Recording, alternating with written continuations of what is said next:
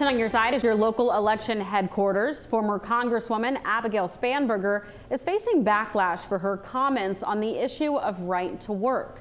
Spanberger told our Capitol Bureau in an all-exclusive interview last week that she wouldn't support a full repeal of Virginia's law that allows anyone to work in Virginia without having to pay union dues. Capitol reporter Tyler Englander has the story.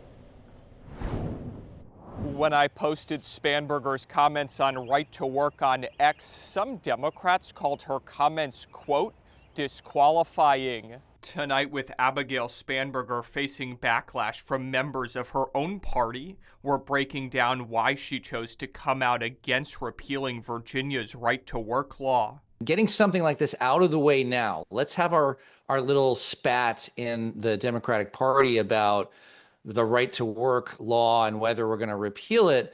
Let's get that done now here in May so that it becomes less of an issue when we get to the fall. Randolph-Macon political science professor Rich Marr saying Spanberger's decision to break with some members of her own party is a sign of how she plans to run her campaign.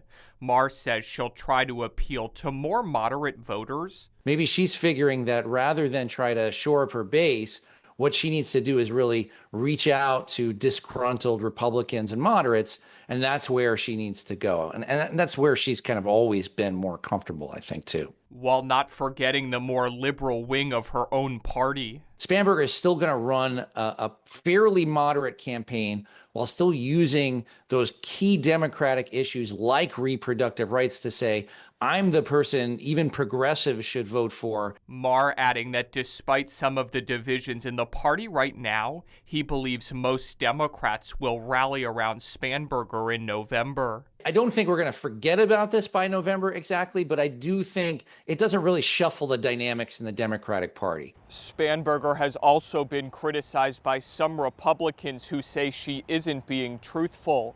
That's because Spanberger co-sponsored the PRO Act in Congress, which would have overridden Virginia's right to work law. In Richmond, I'm Tyler Englander.